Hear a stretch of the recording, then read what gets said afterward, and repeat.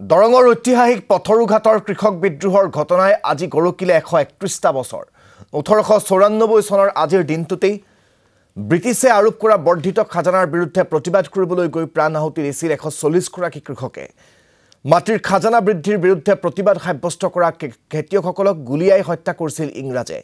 হে শহীদসকলক খুৱৰি আজি ৰাজ্য চৰকাৰৰ উদ্যোগত আয়োজন কৰা হৈছে কেন্দ্ৰীয় শহীদ দিৱসৰ এই কাৰ্যসূচীত অংশগ্ৰহণ কৰিব ৰাজ্য চৰকাৰৰ কেইবাগৰাকীও মন্ত্ৰীয়ে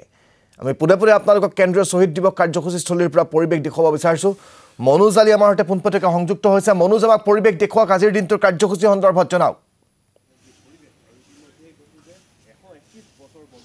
ৰাজদীপ কিছু সময় পিছতে আৰম্ভপূৰ্ণভাৱে এই কাৰ্যসূচী ৰূপায়ণ কৰা হ'ব আৰু এই মুহূৰ্তত মই দেখুৱাইছো যে ঐতিহাসিক পাথৰীঘাটৰ শহীদ স্মাৰক এই শহীদ স্মাৰক ইতিমধ্যে এনেধৰণে ফুলেৰে সজাই পৰাই তোলা হৈছে আৰু যে 140 গৰাকী বীৰ পুৰুষক আজি তেওঁলোকে সোঁৱৰণ কৰিব ৰাজ্য চৰকাৰৰ উদ্যোগত এই অনুষ্ঠানভাগ আয়োজন কৰা হৈছে কিছু সময় পিছতে ইয়াতে পতাকা উত্তোলন কাৰ্যসূচী সমাপন কৰা হ'ব আৰু আমি পোনপটীয়াভাৱে তাৰ দৃশ্যাংশ দেখুৱাইছো যে যি কেইগৰাকী সাতকুৰি শ্বহীদে এই আজিৰ দিনটোতে ব্ৰিটিছৰ বৰ্ধিত খাজানাৰ প্ৰতিবাদ কৰিবলৈ গৈ প্ৰাণ আহুতি দিছিল এই কৃষকসকলক আজি শ্ৰদ্ধাৰে স্মৰণ কৰা হ'ব তেওঁলোকক আজি সোঁৱৰণ কৰা হ'ব আৰু এই শহীদৰ অনুষ্ঠান এনেধৰণে আয়োজন কৰা হৈছে আৰু আমি উদ্যোক্তা আছে আমি তেওঁলোকৰ সৈতে কিছু কথা পাতিবলৈ যত্ন কৰিছোঁ যেহেতু প্ৰতি বছৰে এই অনুষ্ঠানভাগ আয়োজন কৰা হৈছে কিন্তু এইবেলি আচলতে যি ধৰণে অনুষ্ঠান আয়োজন কৰা হৈছে ক'ৰবাত যেন আচলতে স্তিমিত হোৱা বুলি কিছু ৰাইজে আচলতে ধাৰণা কৰিছে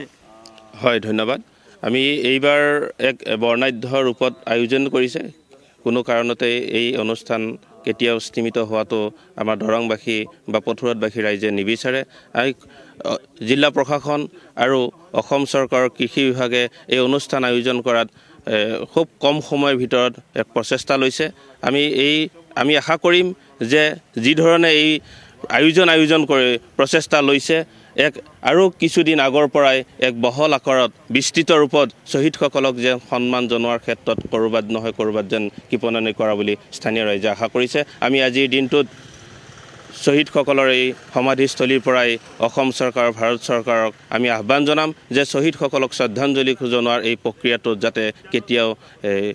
অনীহা প্ৰকাশ নকৰে আৰু যিখিনি কাৰ্যসূচী ৰূপায়ণ কৰিছে এই কাৰ্যসূচীসমূহ অতি ব্যাপক ৰূপক আৰু বৰ্ণাঢ্য ৰূপত আয়োজন কৰিছে আমি আশা কৰিম এই মৰ্যাদা পোৱাৰ ক্ষেত্ৰত কিছু দূৰ আগবাঢ়িছে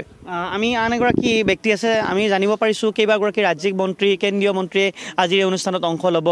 গতিকে কেনেধৰণে কাৰ্যসূচীভাগ সম্পন্ন হ'ব বুলি আপোনালোকে ধাৰণা কৰিছে বাৰু হয় আজি এটা বিশেষ দিন আমাৰ এই অঞ্চলৰ কাৰণে 28 জানুৱাৰী বুলি ক'লে আমাৰ এই অঞ্চলৰ সমগ্ৰ ৰাইজ উৎফুল্লিত হৈ থাকে আমি গম পোৱা মতে আজিৰ এই মুকলি সভাত আমাৰ কেন্দ্ৰীয় চৰকাৰৰ এগৰাকী মন্ত্ৰী আৰু অসমৰ ভালেকেইগৰাকী মন্ত্ৰী ইয়াত আহি উপস্থিত হ'ব আৰু আমাৰ শ্বহীদৰ সমাধিক্ষেত্ৰত তেওঁলোকে প্ৰকৃত শ্বহীদসকলৰ আত্মাৰ সন্তুষ্টিৰ কাৰণে শ্ৰদ্ধাঞ্জলি জ্ঞাপন কৰিব গতিকে আমি ৰাইজ উৎফুল্লিত আমি এই চেগতে বিচাৰিছোঁ যাতে আমাৰ এই ক্ষেত্ৰখন চৰকাৰ প্ৰশাসনে আটক ধুনীয়াকৈ সজাই পৰাই তুলি যে পৰ্যটনৰ এটা আকৰ্ষণীয়স্থলী হিচাপে পৰিগণিত কৰে তাকে আমি আশা কৰিছোঁ জানিব পাৰিছোঁ আজি যিহেতু এটা ঐতিহাসিক দিন আৰু আজি সাংসদ দিলীপ শইকীয়াই যি আনুষ্ঠানিকভাৱে ডাক টিকট আচলতে ঘোষণা কৰিছিল সেয়া আজি আনুষ্ঠানিকভাৱে উন্মোচন কৰিব হয় নিশ্চয়কৈ যোৱাবেলি যি সাংসদ মহোদয়ে এটা সাংসদ মহোদয়ে ডাক লেফেফা জৰিয়তে পাথৰীঘাটক বিশ্বৰ গোটেই ভাৰততে চিনাকি কৰি দিব ব্যৱস্থা কৰিছিলে এইবেলি তেখেতে যি ব্যৱস্থা কৰিছে যে গোটেই বিশ্বতেই যে এক ডাক টিকেট এটা উন্মোচন কৰিব এইটোৰ জৰিয়তে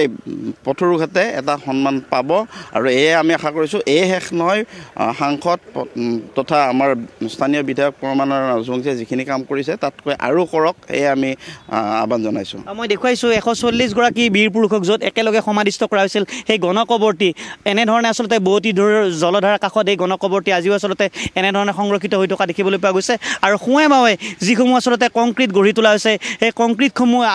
আজিলৈকে আচলতে বিজ্ঞানসন্মত নোহোৱা বুলিও কিছু লোকে আক্ষেপ প্ৰকাশ কৰিছে আৰু সমান্তৰালভাৱে মই দেখুৱাইছোঁ যে যিসমূহ সাতকুৰি শ্বহীদক যিধৰণে আচলতে শ্বহীদৰ সঠিক মূল্যায়ন নোহোৱা বুলিও আজি দুই একগৰাকীয়ে আক্ষেপ প্ৰকাশ কৰে কিন্তু আজি যি কাৰ্যসূচী ৰূপায়ণ কৰা হৈছে এই কাৰ্যসূচীৰ জৰিয়তে যিকেইগৰাকী ৰাজ্যিক মন্ত্ৰী অথবা কেন্দ্ৰীয় মন্ত্ৰীয়ে এই অনুষ্ঠানত অংশ ল'ব তেখেতসকলৰ জৰিয়তে এই অনুষ্ঠানটোৰ অধিক মান্যতা বৃদ্ধি পাব বুলি ইতিমধ্যে দুই একোগৰাকীয়ে আমাৰ আগত প্ৰকাশ কৰিছে মই দেখুৱাইছোঁ যে কিছু সময় পিছতে পতাকা উত্তোলন কাৰ্যসূচী আৰু সৰ্বধৰ্ম প্ৰাৰ্থনাৰ কাৰ্যসূচী ৰূপায়ণ কৰা হ'ব আৰু য'ত আমি ইয়াৰ পৰা কিছু নাতি দূৰত এই সভাগৃহ অনুষ্ঠিত কৰা হৈছে আৰু উল্লেখ কৰিব লাগিব যে